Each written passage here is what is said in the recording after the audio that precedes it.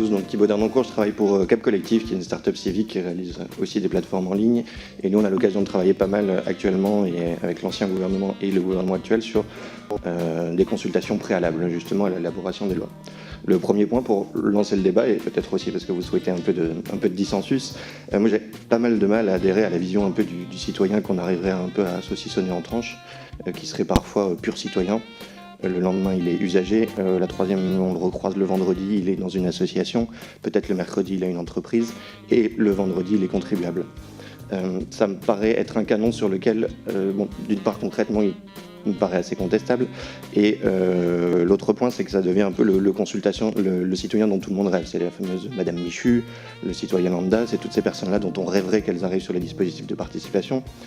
D'une part, on sait qu'ils sont très durs à atteindre. Et d'autre part, le fameux Madame Michu, c'est considérer que ce serait exactement son métier de participer aux consultations. On va finir par avoir des gens qui seront professionnels de Madame Michu et dont le métier, l'activité principale serait de répondre aux consultations qu'on va organiser pour eux. Le deuxième point, c'est peut-être plus problématique, c'est que créer des dispositifs, enfin, ce saucissonnage en fait aboutit à créer des dispositifs parallèles. Donc c'est comme ça qu'on va avoir des briques pour les experts, une brique pour les parlementaires, une brique pour la société civile, une brique pour les syndicats.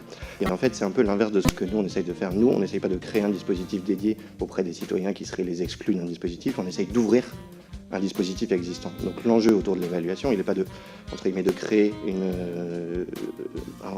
un dispositif qui serait entièrement spécifique aux citoyens, mais d'essayer de le rendre accessible et d'ouvrir un dispositif existant tel qu'il est peut-être insatisfaisant, mais tel qu'il est aux citoyens. Et ça, c'est vraiment un aspect conceptuel qui me paraît assez important.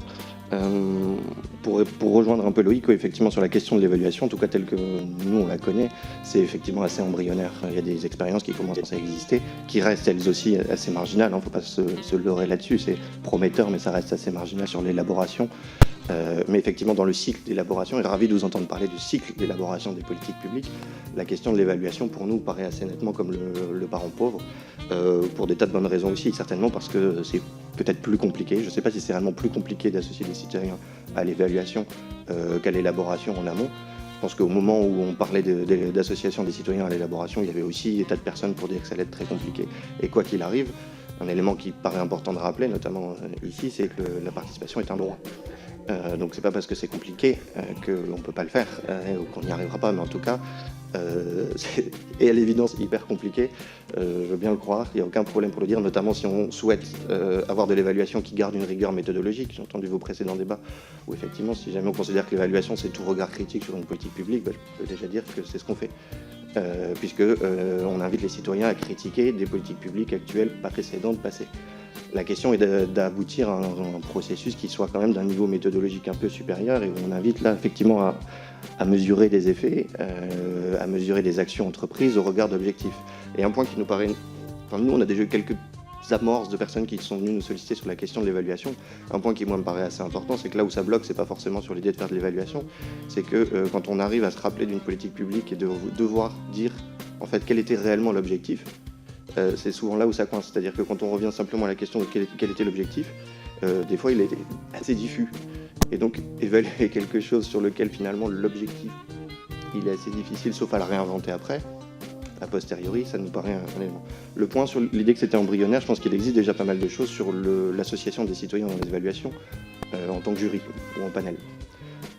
Ces dispositifs-là ont le grand avantage de permettre de travailler en profondeur avec les citoyens et en qualité. Puisque du coup, vous pouvez les avoir, pourquoi pas 2 jours, vous pouvez les former, vous pouvez les initier à ces méthodologies-là. Nous, le parti pris qu'on a pris était un peu l'inverse, c'est de traiter la question du volume et de partir de l'exigence de volume. Parce que l'inconvénient des dispositifs de panel et de jury, c'est qu'ils n'ont d'impact qu'auprès de ceux qui participent. Vous faites de la politique publique avec une évaluation, vous la faites avec 20 citoyens. Moi, j'ai du mal à croire que les 66 millions d'autres vont se dire c'est bon, ça a été fait par 20 autres. Je leur fais totalement confiance. Le problème est réglé. La question de l'impact, pour nous, passe forcément par la question du volume, de comment ces dispositifs-là, l'évaluation qu'on est aujourd'hui capable de faire, qu'on expérimente à 20, est-ce qu'on est capable de la faire à 20 000 ? Et 20 000, c'est pas un chiffre du tout délirant au regard des moyens de communication qu'on a et des outils numériques aujourd'hui.